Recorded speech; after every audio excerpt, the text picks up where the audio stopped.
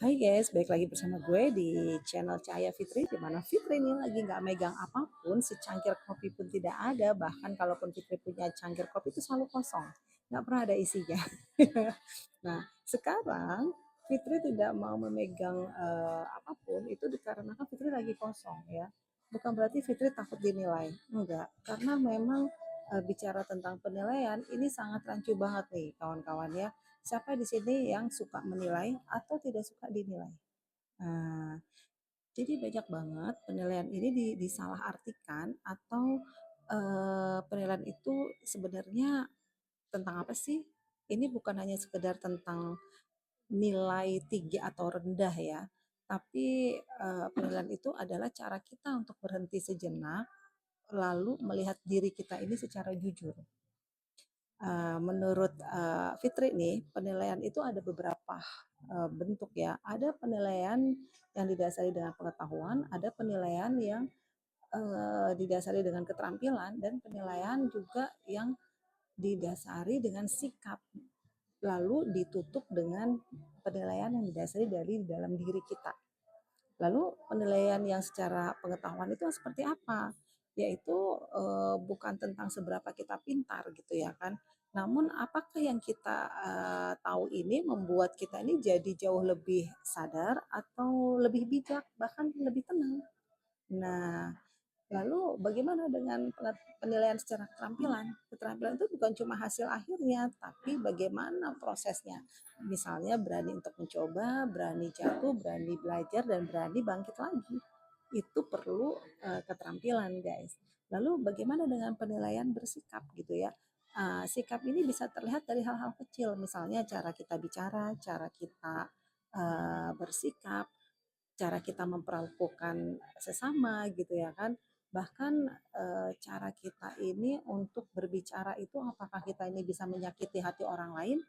Nah, itu guys. Jadi bukan tentang gue ingin dinilai atau gue mengkritik lo gitu atau gue mengkritik atau menilai lo. Menurut gue sih nilai penilaian itu sama dengan kritikan, kritik gitu ya kan. Lalu bagaimana dengan penelitian yang lebih penting, salah satunya itu adalah penilaian yang ada di dalam diri kita, yaitu apakah diri kita ini sudah jujur?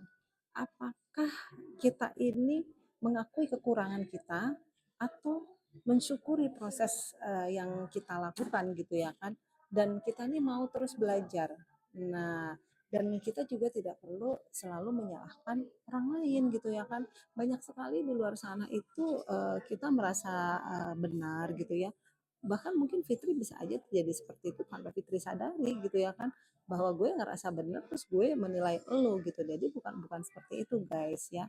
Dan di sini tuh tidak perlu juga kita harus menghakimi gitu ya kan. Tapi kita justru di sini bisa memahami bahwa setiap orang itu sedang bertumbuh dengan waktunya masing-masing gitu.